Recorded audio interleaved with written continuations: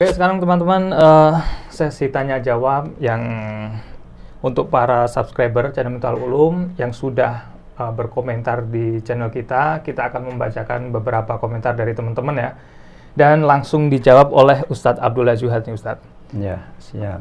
Oke, untuk pertanyaan yang pertama nih Ustadz, dari teman kita yang sudah subscribe channel Miftahul Ulum, dari Mang Ujang BDG Channel Ustadz. Assalamualaikum warahmatullahi wabarakatuh Ustaz. Waalaikumsalam warahmatullahi wabarakatuh. Mang Ujang. Mang Ujang Channel. Ya. Oke, pertanyaannya, di pembahasan yang lalu Bapak membahas tentang bahasa Al-Quran sebagai bahasa wahyu yang diajarkan kepada para nabi dan rasul. Dan bahasa Al-Quran adalah bilisani qaumihi. Apakah sudah sama antara bahasa wahyu atau bilisani qaumihi dengan terjemahan dalil Al-Quran yang Bapak sampaikan?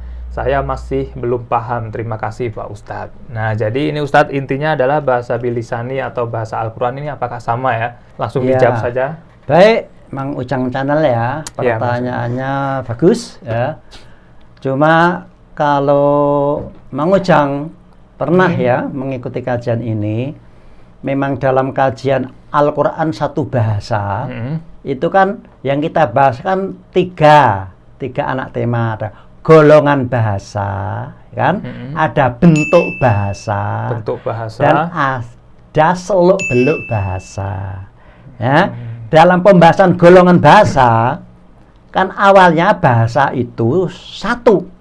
Bahasa dari Allah itu kan awalnya satu, yaitu yang namanya bahasa nur. Bahasa nur, bahasa nur itu bahasa wahyu. Oh, bahasa sama dengan bahasa wahyu. Pertama kali Allah mengajarkan itu bahasa nur, bahasa wahyu.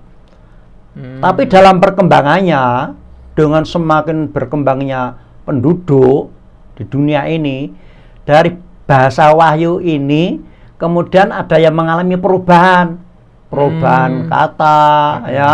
Misalnya anta jadi ente, kemudian dan sebagainya. Ada perubahan makna, ada bahasanya sama tapi maknanya beda. Jadi karena pengaruh pergaulan interaksi masyarakatnya semakin banyak, maka yang bahasa yang semula satu, bahasa wahyu itu atau bahasa nur, ini nanti ada banyak perubahan menjadi beribu-ribu, ya, mungkin berjuta-juta golongan bahasa. Nah, para ahli bahasa kan melusuri, cuma hanya sampai 4 golongan bahasa kan kemarin itu. Ada Indo-Eropa dan sebagainya, ada Spanyol, ada Mongol, Indo-Mongol dan sebagainya. Tapi intinya bahwa golongan bahasa itu memang nanti secara garis besar hanya ada 2. Bahasa nur dan bahasa dzulumat. Nah, itu aja. Kalau bahasa nur itu bahasa wahyu, itu hanya satu, yaitu bahasa yang digunakan Allah, ya, untuk mengajarkan ilmunya kepada semua nabi dan rasul. Bahasanya sama, bahasa wahyu, ya. Sedangkan bahasa dzulumat, wah, ini banyak sekali macam-macam. Ada yang sudah menambahi, ada yang sudah ya mengurangi, ya, menambah. Jadi bahasa wahyu itu sama dengan bahasa nur. Nah, kemudian kalau dalam Al-Quran ada dikatakan bilisani qaumihi, ya. Nah, pengertian kaum itu apa? Jadi memang benar Allah mengajarkan ilmunya itu kepada setiap rasul itu adalah sesuai dengan bahasa kaumnya. Nah, pengertian kaum itu apa? Misalnya Nabi Muhammad, kelompoknya ya? Bukan, kelompoknya. Kelompoknya kaum itu ya, kalau Muhammad itu kaumnya kaum Nabi. Jadi Nabi Muhammad, ya. Jadi bahasa kaumnya itu sebenarnya bahasa wahyu. Karena apa? Nah, ini sudah nanti golongan bahasa ya. Saya benar bahwa bukan kaum itu bukan kok masyarakatnya sekitar, bukan.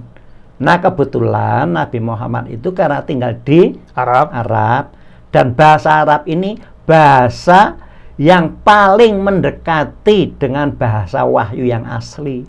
Nah, maka disebut Quranan Ngarobian. Bahwa Quran berbahasa Ngarobian, serumpun dengan Arab. Ya. Itu artinya apa, Ngarobian tuh? Ya. Sebenarnya apa? Karena Ngarobian atau Ngarobiun itu kan asal dari ngarobun. Nah, Arab itu ngarobun, nggak pakai ya. Nggak pakai ya. Nggak pakai ngarobun Arab. Ya sendiri maknanya apa? Ya itu ya nisbah. Nisbah itu menisbahkan. Tapi nisbatu sayin ila sayin. Falaisahuma sawa. Nah, jadi menisbahkan, menyerupakan ya dua ya sesuatu pada sesuatu, tapi keduanya beda. Nah itu hampir sama mungkin ya. Ya, tapi mirip. serumpun itu contohnya misalnya bahasa Indonesia dengan bahasa Malaysia. Itu serumpun. Serumpun Melayu. Ya, rumpunnya rumpun Melayu, nah serumpun. Jadi Indonesia dan bahasa Malaysia itu serumpun. Yang menyerumpun apa? Melayu. Karena serumpun, maka banyak persamaannya, tapi juga banyak perbedaannya. Nah. Tapi apakah bahasa ya bisa disebut Arabian ya, yang serumpun dengan Arab ini berbeda sama bahasa Arab? Ada kosakata yang beda nggak, Ustaz? Ya. Contohnya apa? Misal kalau kosakatanya mungkin sama. Contohnya ya. Iman. Nah, contohnya. Iman bahasa Arab itu artinya kepercayaan. Kalau menurut Arab iman kepercayaan. Tapi menurut Al-Qur'an ternyata iman bukan itu. Tidak sekedar percaya. Iya, dia sekedar percaya. Oh, jelas oleh Nabi. Al-imanu ngaudun biqalbi wa berarti kosakata sama, tapi pengertian Arab dengan pengertian makna Al-Qur'an beda. Makna Al-Qur'an beda. Contoh lah, contoh ya. Sehingga nanti kalau ada perbedaan makna itu wajar. Tapi kalau persamaan kosakata sama wajar, karena itu serumpun. Ya. Dan Arab ini khususnya Arab Quraisy. Yang masih sejak nenek moyangnya masih memelihara bahasa Wahyu ini. Sejak Nabi Ibrahim, Nabi Ishak, Nabi Ismail, Nabi Yakub kan. Kemudian dari lain Yahudi. Nanti di Arabnya nanti menjadi Adnaniyun, jadi Quraisy atau suku Quraisy itu masih mendekati lah dengan bahasa Wahyu. Nah, maka inna anzalnahu, kata Allah dalam surah Yusuf, inna anzalnahu, sungguh kami yang menurunkan Al-Qur'an. Qur'anan ada Qur'anan berarti bacaan sama bahasa. Qur'anan ngarobian. Sungguh kami yang menurunkan Al-Qur'an itu dengan bahasa ngarobian. Bahasa yang serumpun dengan Arab. Nah, kalau serumpun kan banyak persamaan. Nah, itu jadi sehingga bahasa qaumihi, bahasa para nabi itu kan sama dengan bahasa Wahyu. Jadi benar Mang Ujang itu bahasa Wahyu itu sama dengan bahasa kaumnya para nabi.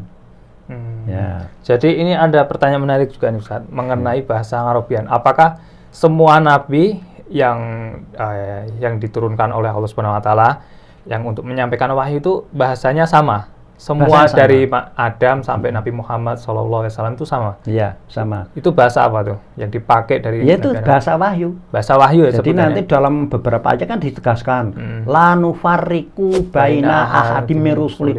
Kami tidak mau membeda-bedakan, kan gitu. Rasul yang satu sama Rasul yang lainnya. Itu artinya bahasanya juga ya? Iya. Jadi bahasanya sama sejak Nabi Adam sampai Nabi Muhammad sama. Tetapi karena Arab itu sudah mendominasi dan Arab itu lebih dekat dengan bahasa Wahyu dibanding bahasa seluruh dunia, maka Allah menurunkan yang serumpun dengan Arab. Karena Nabi Muhammad sendiri kan lahir di Arab. Tapi bukan berarti bahasa Arab.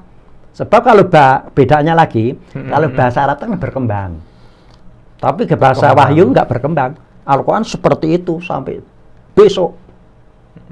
Hari kiamat katanya tidak berubah.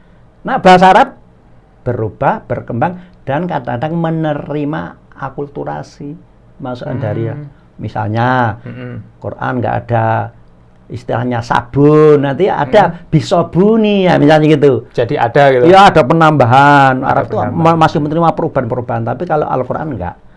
Nah, maka untuk menjamin supaya masih tetap sama dengan bahasa-bahasa wahyu yang lain, masa di sana sebutkan Qur'anan Arabian, Quran yang berbahasa serumpun dengan Arab. Nah, jadi serumpun itu ada beda, tapi juga banyak kesamaannya. Nah, itu. Contoh lagi, nanti kalau kita mempelajari sorof, sorof itu teori bentuk kata bahasa Arab. Nah, itu teori bahasa Arab. Nahwu sorof itu bahasa Arab. Untuk mendekati Al-Quran. Iya, Al-Quran. Tetapi Al-Quran tidak selamanya harus taat dengan prinsip-prinsip Bahasa Arab. ilmu sorof bahasa Arab. Oh. Contohnya, kalau bahasa Arab sorof itu kalau kedahuluan karfujer min itu harus majrur. Misalnya qoblu, kedahuluan mim jadi min qobli. Qobli ya. Nah, kan menurut kaidah bahasa Arab harus min qobli. Tapi Al-Quran enggak, nanti ada min qoblu banyak.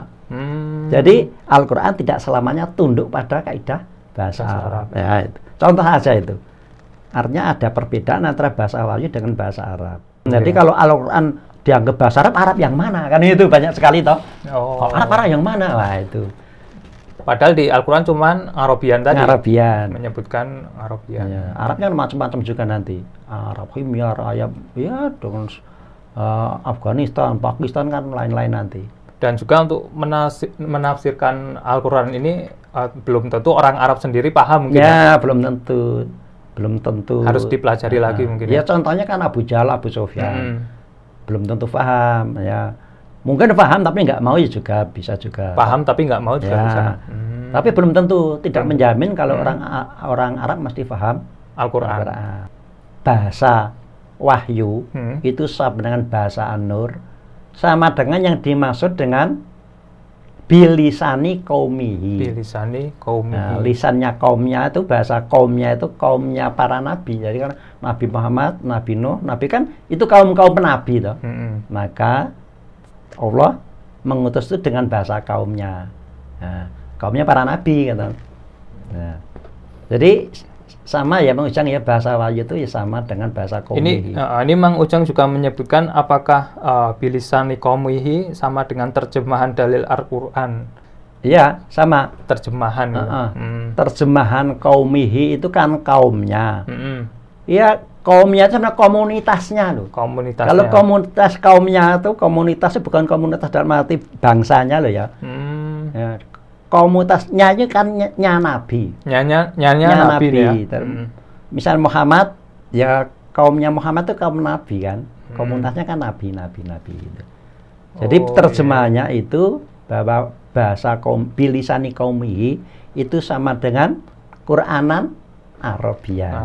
Ya intinya sama lah, sama wahyu. Kan kadzalika auhayna ilaika kan. Auhayna ya kami wahyukan. Jadi bahasa Quran itu adalah bahasa wahyu, identik dengan bahasa Arabian, sama dengan bahasa qaumihi. Ya. Jadi sama itu Mang Ujang. Ya, ini dari Mang Ujang pertanyaannya bagus sekali ya Ustadz. Ini ada pertanyaan kedua Ustadz, yaitu dari